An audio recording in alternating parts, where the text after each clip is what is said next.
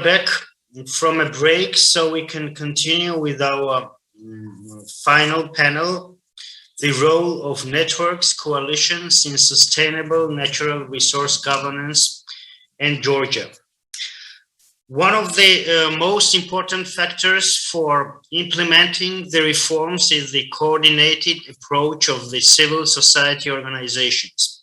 I have shared the Georgian example, how we advocate so far unsuccessfully, but still we have the coordinated effort in the frames of the Open Government Partnership to advocate for EITI and beneficial ownership transparency. And we, with this panel and with this conference, as I said, we hope that we can share the information about it and have the real achievements in future.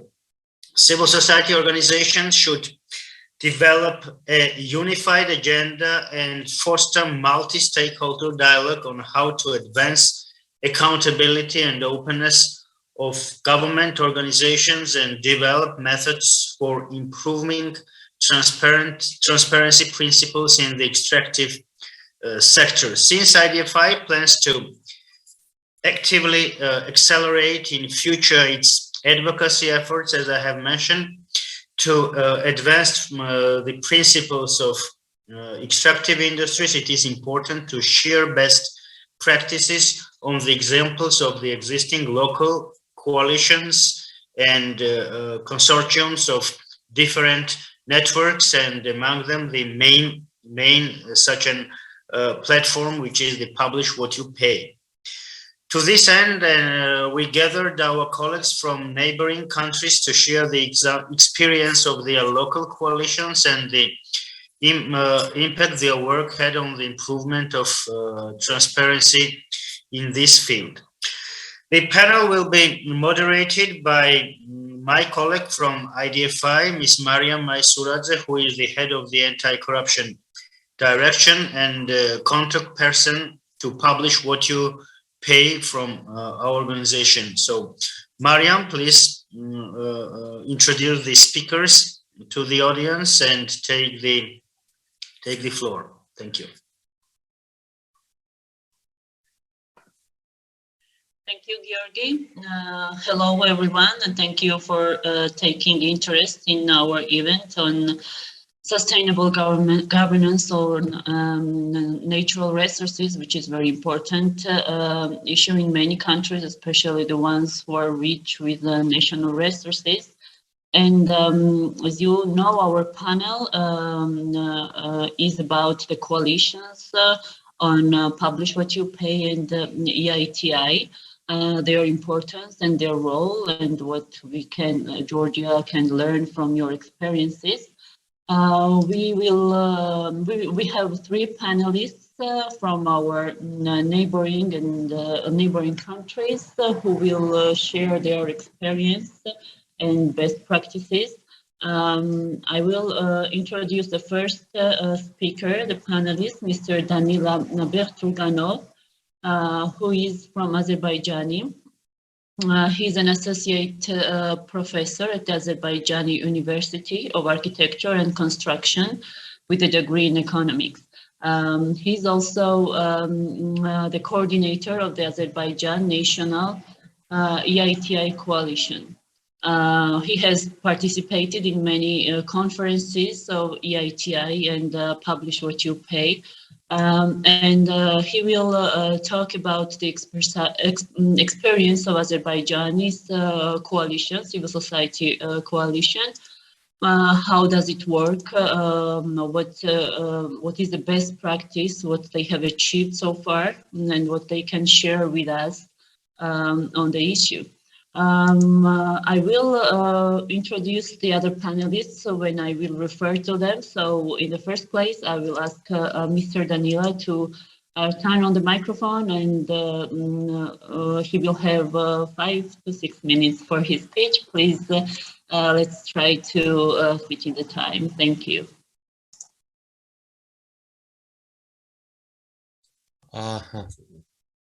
Thank you very much, Mariam. But I think, Ilham, it's your turn because Mariam introduced you instead of me. Oh, I'm so sorry. I think I have some mistake in my notes. I'm sorry, Mr.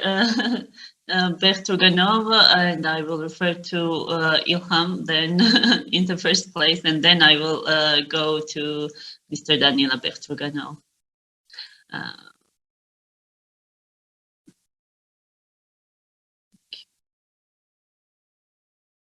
Your microphone is off. If you could turn it on, please.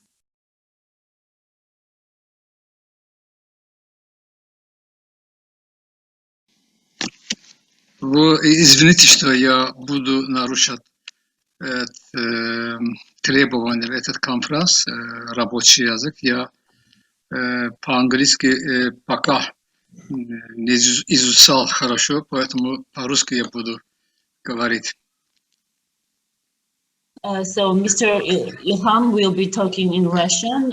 The translation will be provided. So if anyone needs translation, you can simply click on the translation button and choose the language, English language, to understand what Mr. Ilham will be talking about. Я вижу здесь много друзей у меня, они могут перевести легче с русского языка английский. Вот, дорогие, я начну, да? Я так понял, правильно понял, Данил?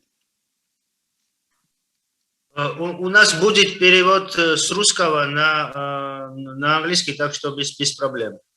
Георгий, я понял, просто я буду, да, сейчас начинать первый. Да, совершенно верно. Мария.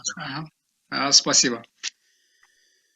Вот, дорогие друзья, уважаемые участники конференции, конечно, я с самого начала приветствую всех вас, и я рад с вами сегодня я вместе присутствую в этой конференции.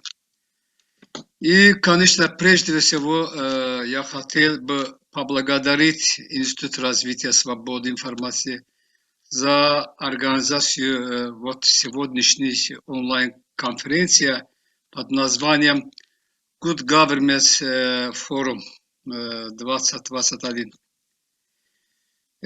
Считаю, что в нынешнем пандемической ситуации в мире, в том числе в нашем регионе, это мероприятие очень важно с точки зрения сотрудничества и обмена опыта. Конечно, я считаю, для грузинской коллеги это вообще очень важно, этот конференц. Как вы знаете, сегодня я представляю здесь национальную коалицию EITI в Азербайджан, и в настоящее время я координатор национальной коалиции Азербайджана. Коротко о нашем коалиции я могу сказать. Национальная коалиция Азербайджана по EITI была создана в 2004 году. Хочу также отметить, что национальная коалиция Азербайджана является самой монолитной и долголетней коалицией в Евразийский регион. Как управляется наша коалиция? По-моему, этот вопрос тоже интересный для нашего коллеги. Высшим органом коалиции у нас в Азербайджане является общее собрание, как можно сказать, глобальная ассамблея, которая проводится один раз в год. На Генеральной ассамблее избирается коалиционный совет из 11 членов и группа мониторинга из 5 человек. В период между общим собранием общее руководство коалиции осуществляет совет коалиции. и Совет коалиции собирается не реже одного раза в месяц. Коалиция осуществляет свою деятельность на основе пятилетнего стратегического и годичного плана действий, который это принимается Генеральной Ассамблеей. В настоящее время представлено более 100 МПО Азербайджана в нашем коалиции. Они совместно работают. И в нашей коалиции более 20 известных профессиональных экспертов, которые они для анализа отчет EITI и анализирует, как процесс EITI, процесс идет в стране. Азербайджанская национальная коалиция в основном сосредоточила свою деятельность на двух направлениях. Первый – подготовка экспертного заключения по отчетам правительства по ИПДО. Конечно, сперва дает анализ этот отчет независимый аудитор, и после этого наша коалиция дает заключение. И проанализировать внедрение в стране процесса ИПДО. И второй – провести информационную, агитационную кампанию среди молодежи, студентов, сообщества о странах, стандартах и требованиях ИПДО, а также о целях и задачах ИПДО, которые мы считаем для общества это очень важное направление. Хочу отметить, что Азербайджан был страной, которая подготовила первый отчет в EITI. И Азербайджан первый полноценной и полноправной страной в EITI. Но хочу сегодня здесь отметить, что, к сожалению, с 2014 года правительство начало давление в отношении независимых организаций гражданского общества. И многие активисты, некоторые, можно сказать, активисты гражданского общества были арестованы, и у многих был изъят банковский счет. Иностранные доноры были запрещены их действия законом, и они были вынуждены покинуть страну. Да, конечно, ясно, что после этого наши действия, конечно, возник проблема. А затем в 2016 и 2017 годах вопрос Азербайджана обсуждался на международном правлении EITI, который в международном правлении призвал правительство нормализировать ситуацию с независимым гражданским обществом и снять запрет на иностранных доноров по законодательному уровню. Однако из-за невыполнения правительством этих требований международное правление приостановило деятельность Азербайджана в ИПДУ, EITI, и правительство Азербайджана немедленно объявило о своем выходе EITI, страна Азербайджан, как страна Азербайджан. Конечно, вот наша коалиция сразу заявила, что так правительство ошибочно, и призвала правительство вернуться снова в EITI. Вот сегодня тоже мы считаем, что это неправильно, и сегодня мы пропагандируем, что Азербайджан снова вернуться в ИПДО, семья EITI. Но, тем не менее, национальная коалиция EITI Азербайджана продолжает свою деятельность. Позвольте мне, друзья, отметить, что для информации, что коалиция, которую мы представляем, также являемся национальной коалицией международной организации Publish What You Pay. Также хочу отметить, что март-апрель месяц этого года при небольшой финансовой поддержке, предоставленной секретариатом Publish What You Pay, национальная коалиция Азербайджана провела двустороннюю онлайн-конференцию с национальными коалициями Кыргызстан и Украина. Обе онлайн-конференции имели насыщенные повестки дня с очень интересными темами, связанными с процессом ИПДУ, и обе конференции длились более 3 часов. Вот некоторые из тем, обсуждаемых на этой конференции, которые я хотел бы поделиться с вами. Думаю, что дальнейшее для нашего двусторонней встречи это будет полезно и для грузинской коллеги. Предоставление информации о правовых нормах, правовых базе, связанных с бенефициарным владением. Обмен опытом о мерах, принятых национальной коалицией по раскрытию контрактов. Предоставление необходимой информации о действующем законодательстве и нормативных актах, включая раскрытие договоров. И один из этих повестки дня важный вопрос был нефтяные контракты в Азербайджане, виды договоров и эффективность и прозрачность и так далее. Вот, конечно, список обсужденных вопросов, тема был много, я некоторые здесь прочитал. И в конце я верю, что вскоре мы увидим сильную коалицию, представляющую грузинское гражданское общество на общественной арене, и мы будем более тесно сотрудничать с ними в целях обеспечения прозрачности и хороших управлений. В заключение еще раз благодарю я сегодняшних организаторов и лично Георгия за приглашение. Спасибо всем друзьям.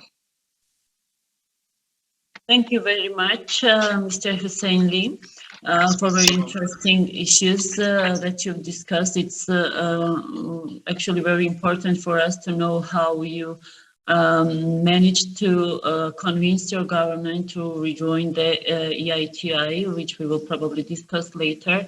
And thank you for sharing the topics of the conference and other activities that you've carried out. We will analyze and take them into consideration because that's what we're trying. We're trying to become more active in this direction in Georgia. Now, I want to refer to our second speaker, our panelist, Mr. Danila Berturganov, whom I referred in the first place by mistake. Mr. Berturganov is a sociologist, political scientist, director of the Public Foundation Civil Expertise. He has been working in non-governmental organization operating in the Republic of Kazakhstan for more than 20 years, which is very quite a quality time. The main areas of his work have been elections, transparency of extractive industries, budgets, and public procurement, as well as digital rights. Since 2016, Mr. Berturganov has been involved in EITI civil society work in Kazakhstan, and he's a member of the International Association Publish What You Pay. I would like to ask the same question to Mr. Danila Berturganov, which is to share your experience with us about how the national coalition has been formed in your country, what is the main activities that you carried out and the achievements that you would like to share with us. Please, Mr. Danila, you can turn your microphone on and you have the same time as the previous speaker. This is 5 to 6 minutes. Thank you.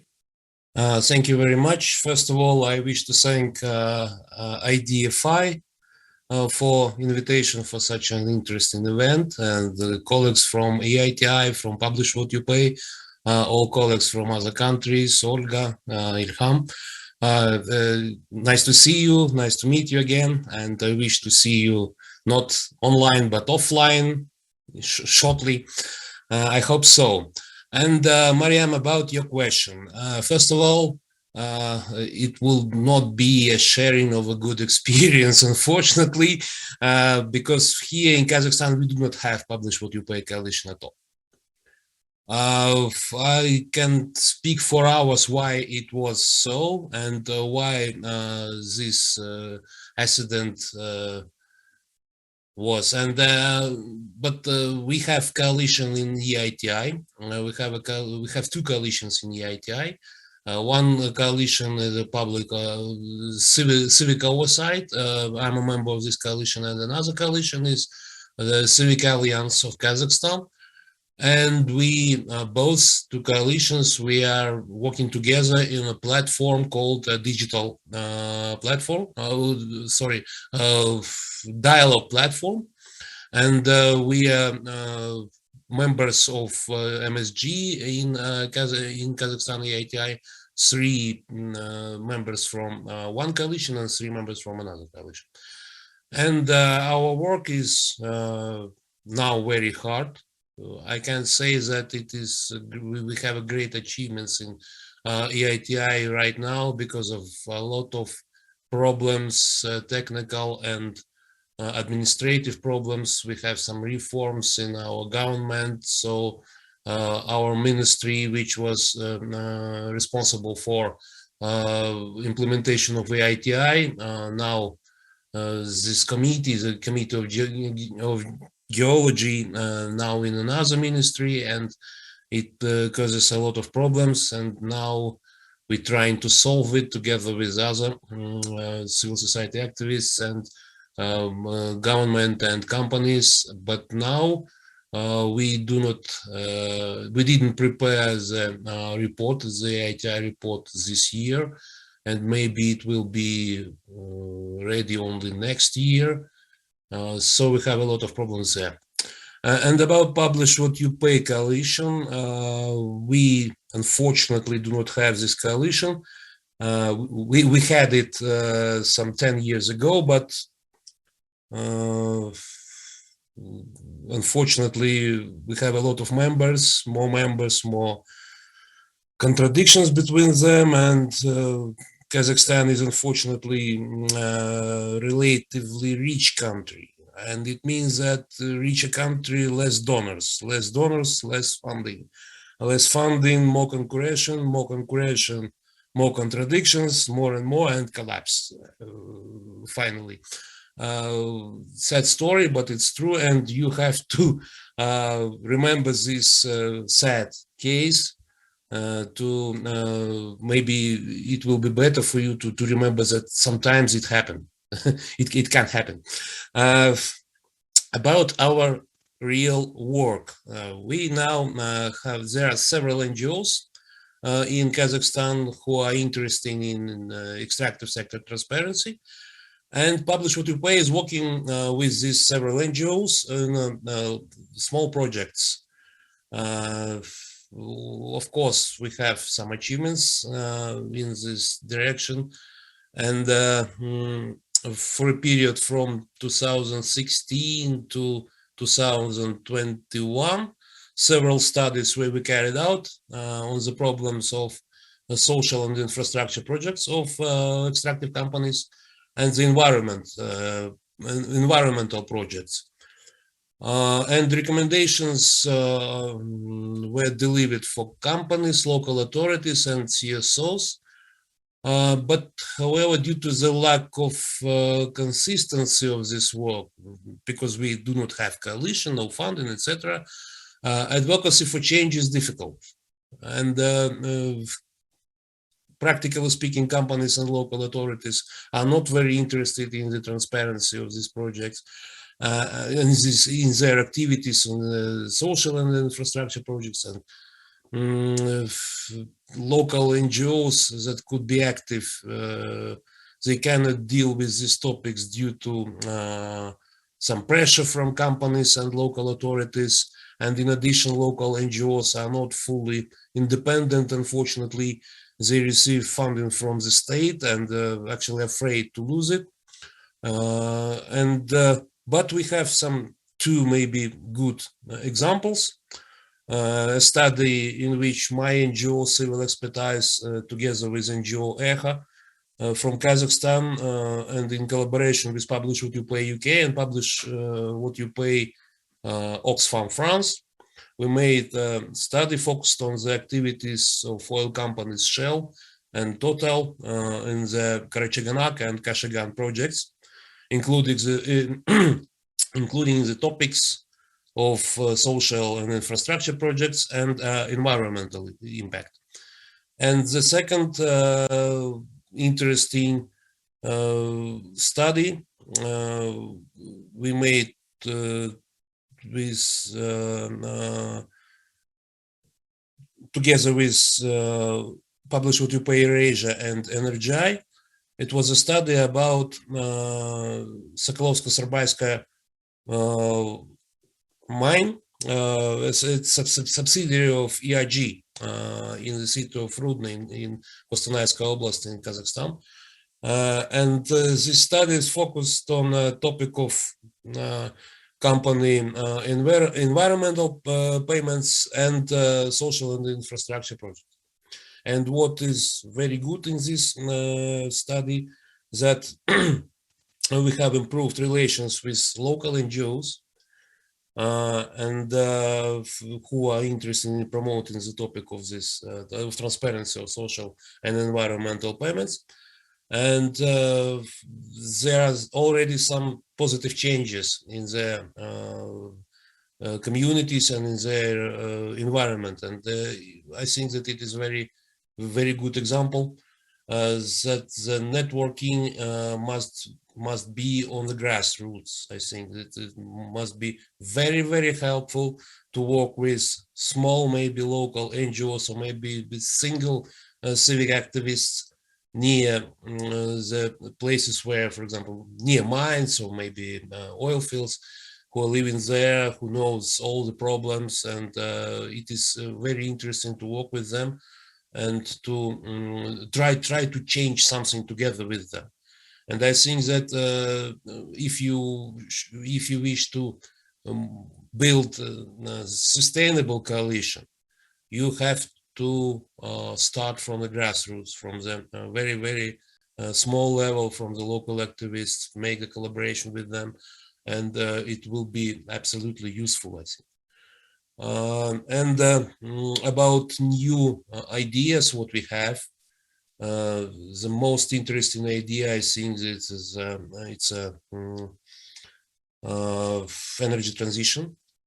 And in Kazakhstan, we have some 4 points for energy transition. First of all, Kazakhstani budget depends on our extractive sector, and a lot of lobby for traditional energy we have here in Kazakhstan.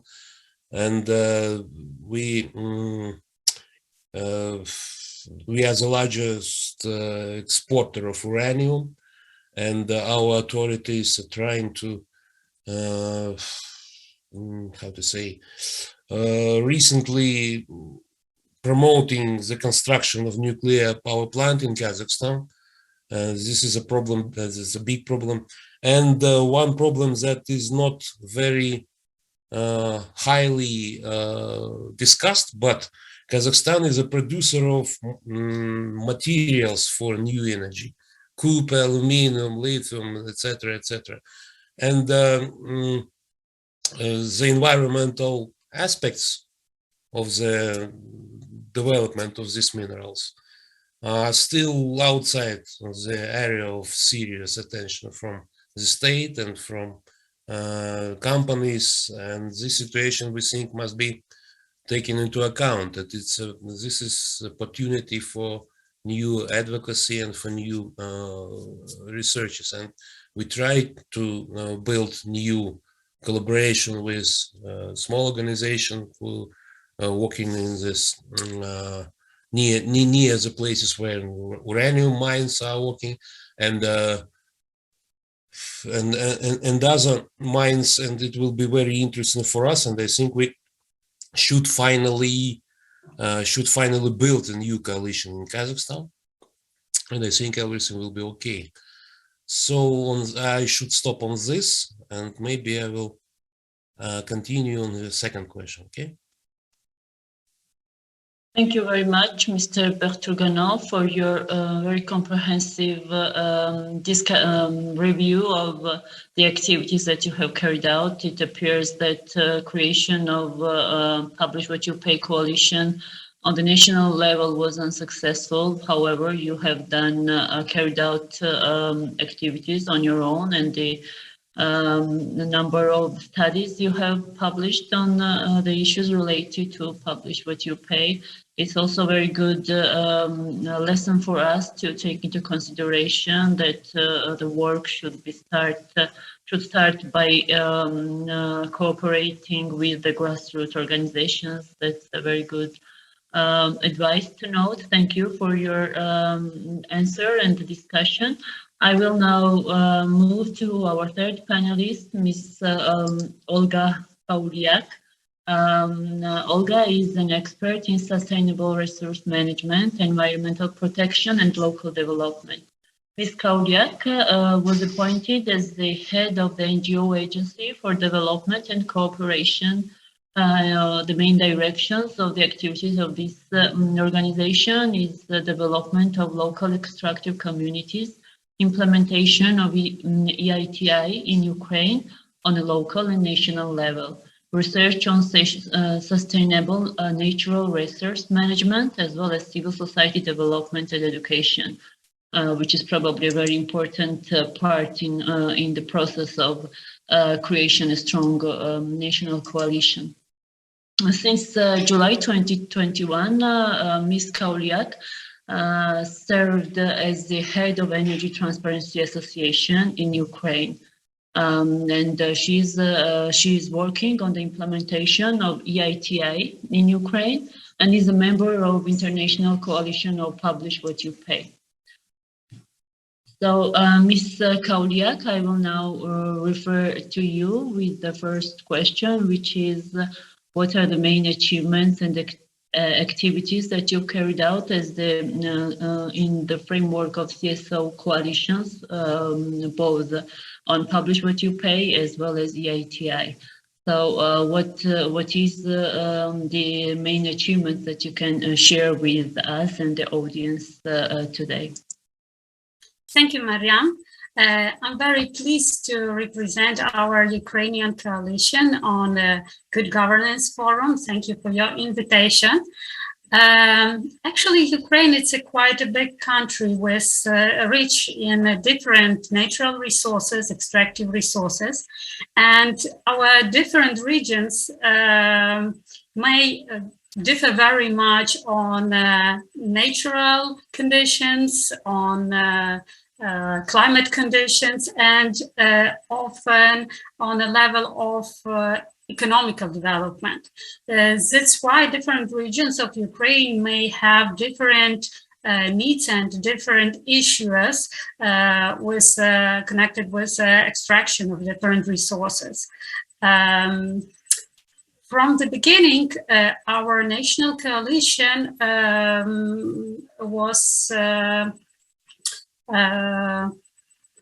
was working as a few 4 or 5 organizations which were connected with the idea of extractive industries transparency initiative implementation in Ukraine. In 2018, we realized that the registration of the legal entity and the registration our coalition as legal entity will give us more opportunities to develop this idea and to to implement our ideas and will strengthen our coalition in this point. That's why in 2018 we registered the Association of Energy Transparency Association. Now we have 10 different non-governmental organizations as members of our coalition. This organization are representing different regions of Ukraine, and each particular organization is actively working in different fields of extractive sector. It's environmental issues, energy transition issues, legislation issues, also local development issues connected with extractive of different natural resources. During few last years, actually, we realized several activities together as a coalition. And the main such activities were cooperation with local communities on dissemination of information about extractive industries initiative. And it helped us to make higher understanding of local communities, of representatives of that extractive regions, how the implementation of that standard will influence on their lives, and how the transparency and accountability could influence on the development of particular regions. Also, another activities were connected, as my colleague Elena Pavlenko already mentioned, were connected on the creation, development of EITI legislation in Ukraine and its advocacy. Also, we worked on involvement of youth from the extractive regions and youth students who are studying on courses connected with environmental issues and activities of extraction companies, involvement to that idea of transparency in extractive sector and accountability. Also, the big, actually, one of the big success are the creation of online platform for EITI reporting in Ukraine. It started to working actually now. And one of the big projects that we are now realizing, it's a strengthening of the gender equality in the extractive sector. Actually, very important part of our activities is activities on the international level. And it's really important to have that connection with our neighboring countries, with our colleagues from our Eurasia region. And we are very thankful to Publish What You Pay, that they give us such opportunity. Also, thankfully to the support of Publish What You Pay Secretariat, a lot of previously mentioned by me activities were possible to realize. Also, the actual the project on the gender issues is also realizing with Publish What You Pay support. Also, during 2 last years, we were talking a lot about question how we could improve ecological and gender data and information in our EITI reports according to this EITI standard 2019. So it was also one of our directions. Yeah. If you maybe will have more questions about activities. So. Thank you very much, dear Olga, for your interesting speech. It's actually very nice to know that you're having this online platform. It's interesting how it's going to work and contribute to what you do in this industry. And it's very interesting that you're trying to involve students and the youth in your activities. It's very important, actually. And I think we can take some notes on how to use your experience in our work as well.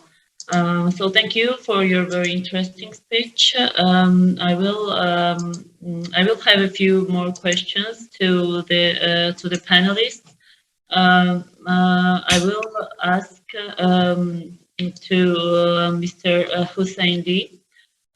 He has mentioned that the government, the country, Azerbaijan, rejoined the EITI after the withdrawal. It would be interesting to share with us how civil society could convince the government to rejoin the initiative. What was your approach, and how did you manage to convince the government to join the initiative after the withdrawal? Please turn your microphone on, Mr. Husseini.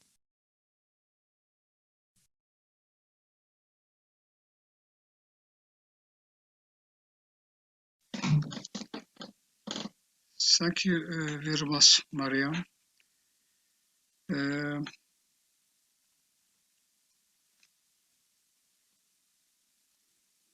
Я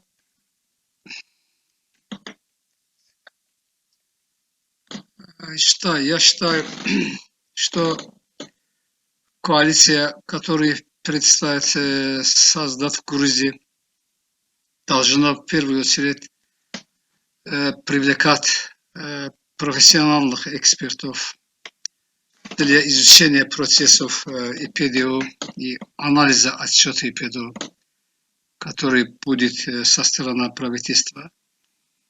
Я правильно понял, я отвечу по сути вопросов или нет. Думаю, что правильно отвечу. Во-вторых,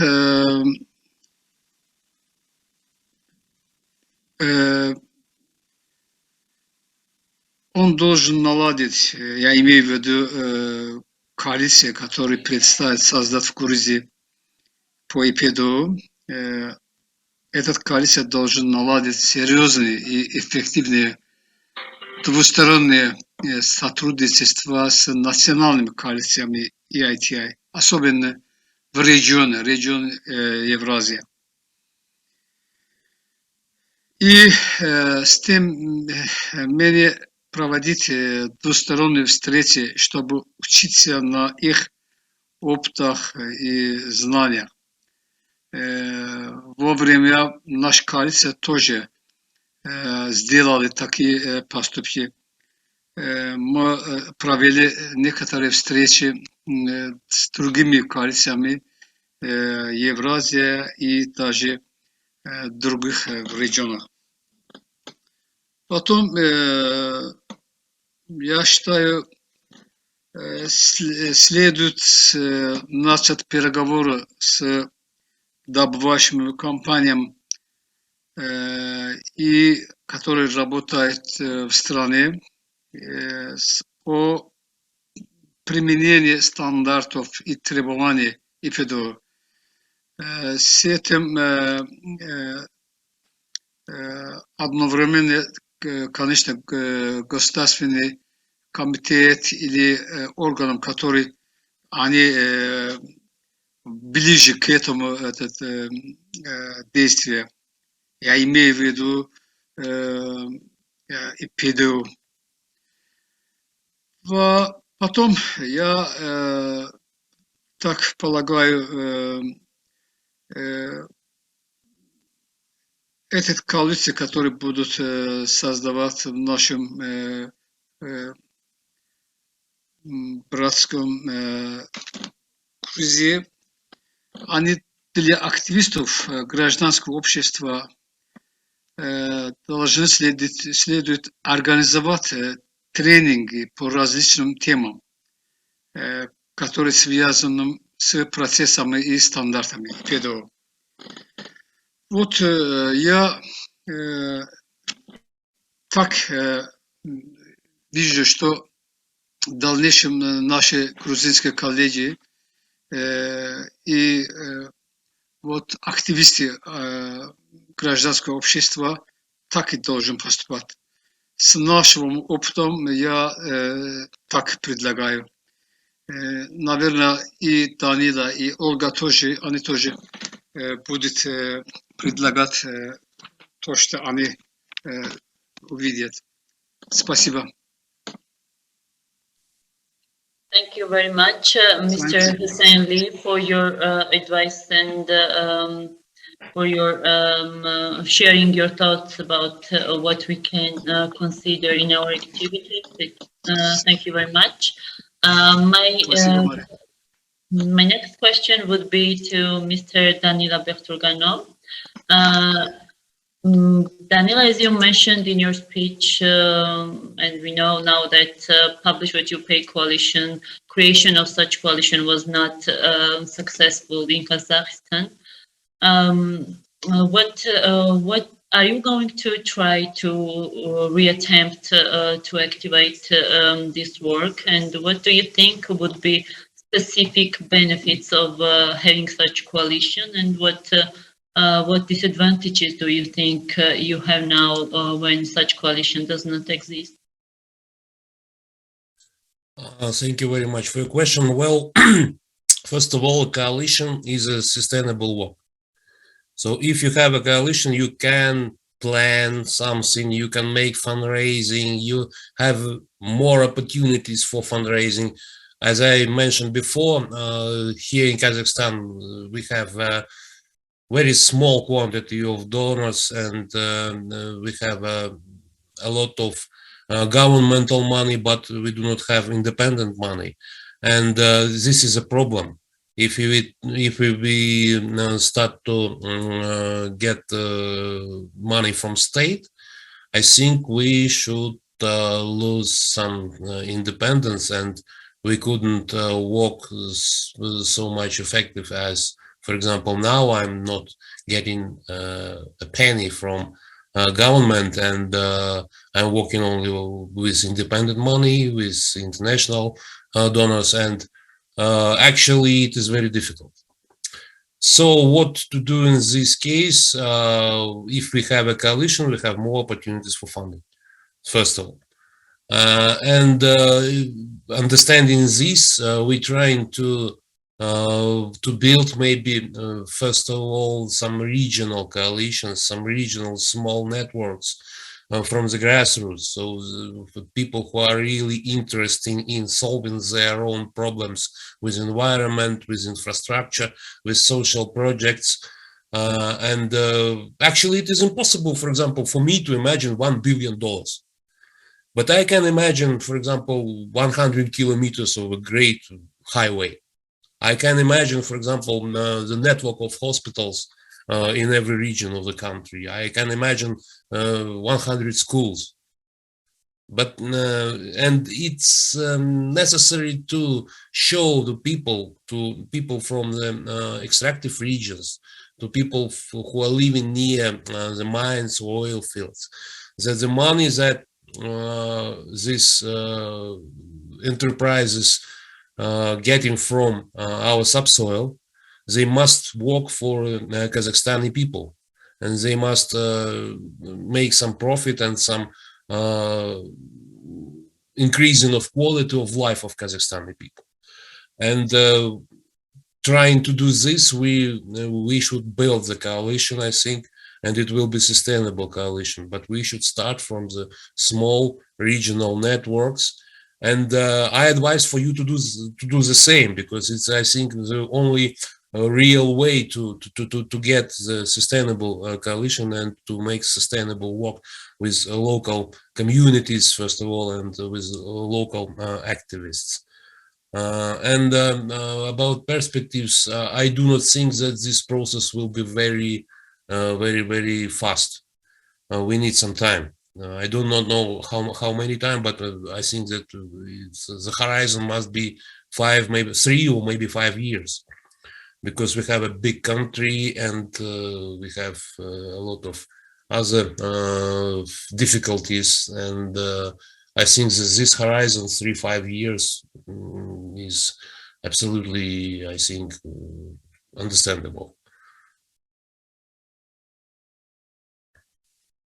Okay, thank you very much, Danilo, for your answer to my question. Definitely financial independence for non-governmental organizations is of key importance. We cannot carry out our activities based on the free will unless we are financially independent, especially from the government. So, and yes, that's also very useful advice, that starting to work locally in the regions who are directly affected by the industry, with those organizations working there would be probably more efficient and result in a sustainable network on a national level.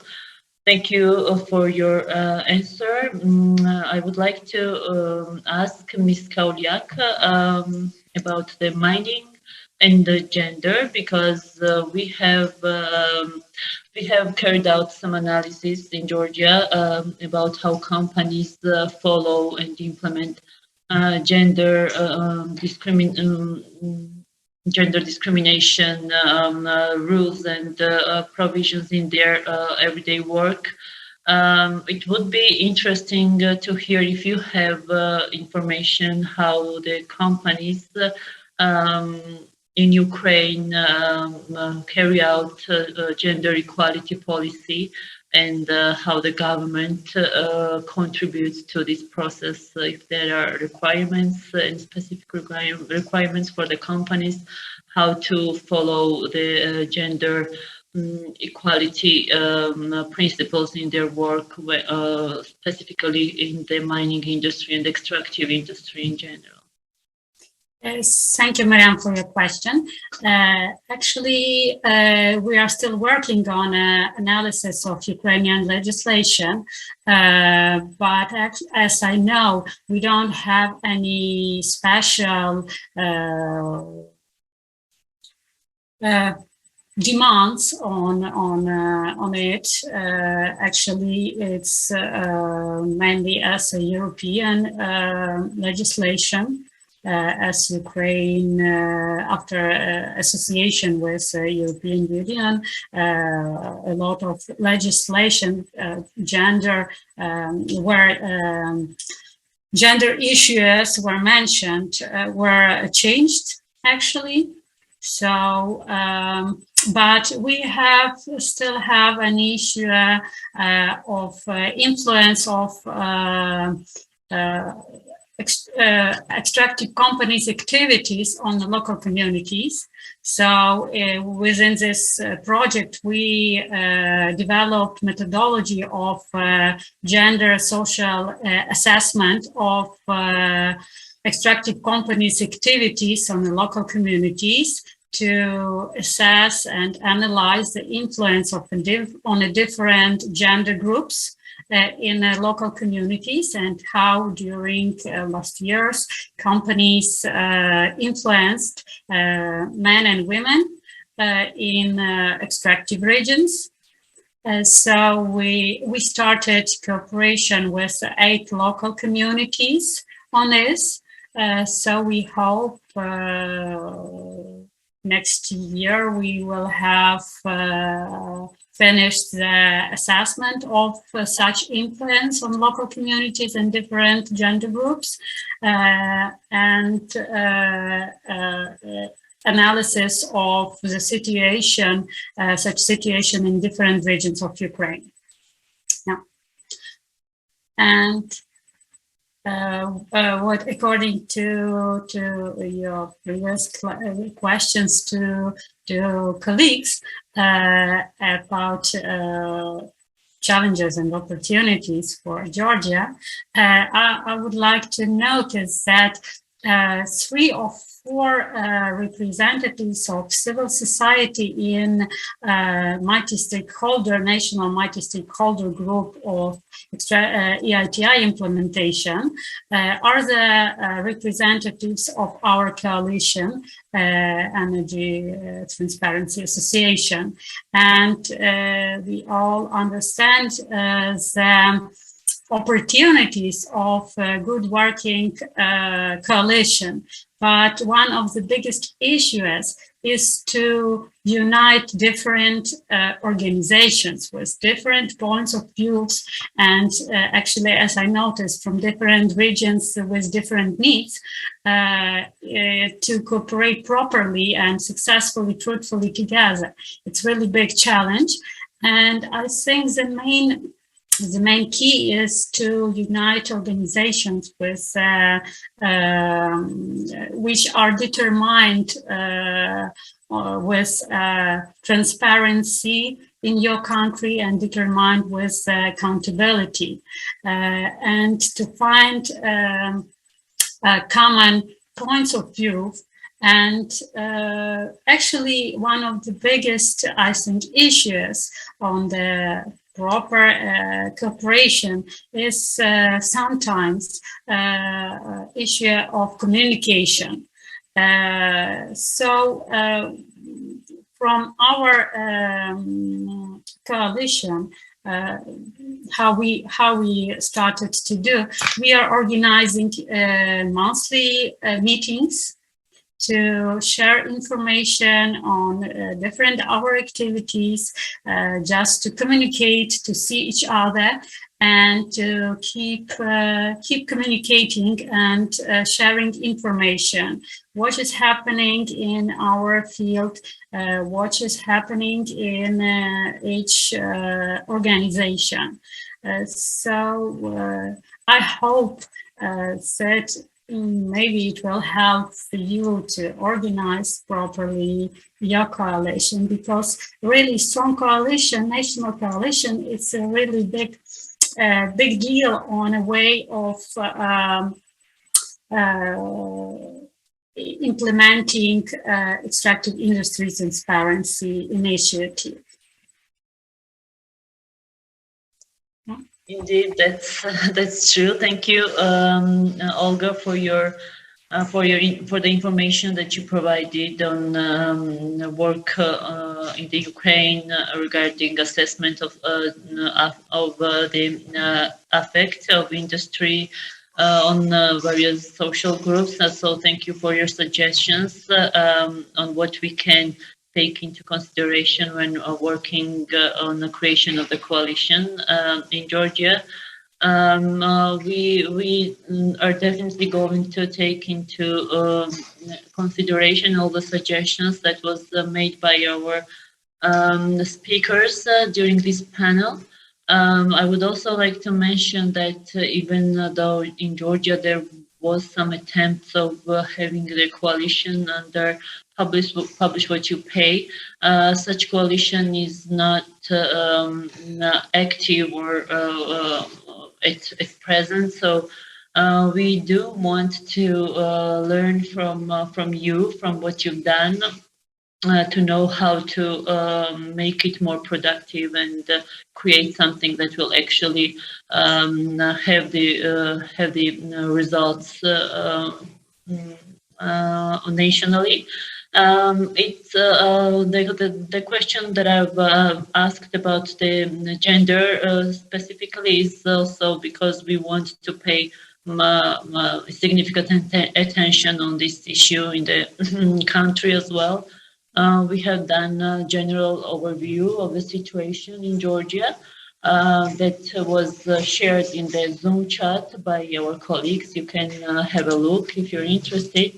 What we've learned is that although in Georgia as well as elsewhere in the world, the mining and generally extractive industries affect women even harsher than men, and the women are actually less involved in the preparation or implementation processes by the companies. Such companies in Georgia mostly don't have gender equality policies. We've asked them to share information if they had some, and there was only one company who did so, which means that probably most of them do not have such a policy, and they don't pay attention to the gender issue in the mining industry, which is a pity, and we are going to work in this direction as well. Thank you again very much for your interesting discussions and answering my questions. We also have a question from the audience, which I will read. The question says, I have the question regarding the issue of practical implementation of publish what you pay principles in coalition or with using the network of civil society organizations. For example, how the coalition of NGOs work in publish what you pay. Do they develop the action plan, and do they implement such action plan with collaboration to state organizations? Do you have the examples of the commitments initiated in the OGP EITI action plans by the Publish What You Pay coalition? Since we know that no such coalition on Publish What You Pay does not exist in Kazakhstan, I would refer this question. Maybe Olga, you could comment on that question. Yes, thank you. Actually, we are trying to do our best to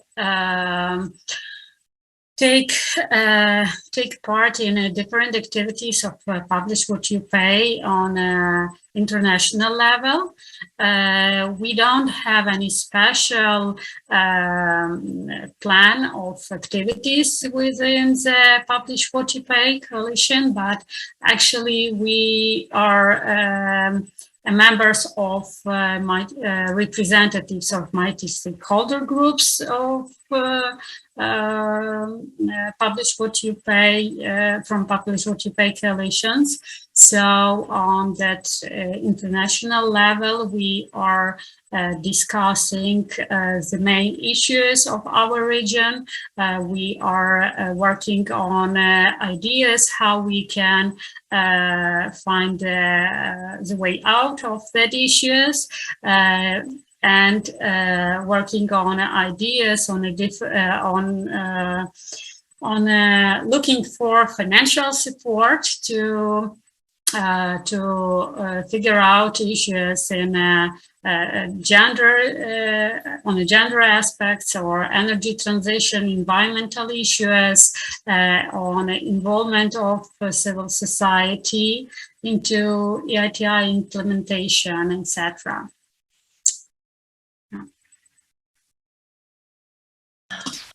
Thank you very much, Olga, for answering the question. If any other panelists would like to contribute to the same question, please feel free to do so.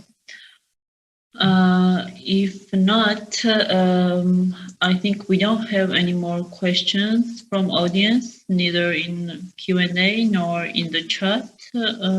So again, I will thank the panelists for their very interesting speeches and remarks. Thank you very much. I think we are just a little bit over time. And I will now give the floor to Mr. Gudiashvili, the conference moderator. Georgi, please take the floor. Mariam, colleagues, thank you very much to all the panelists. Despite we had the several hours presentation, till the last word, it was really interesting for me, and I'm sure for those who managed to stay till the end. Very interesting discussions of problems and suggested recommendations for their solutions. It was really important, I'm sure, for those who advocate for advancing EITI principles and beneficial ownership transparency globally, and especially regionally, the region of Eastern Partnership that we focused on.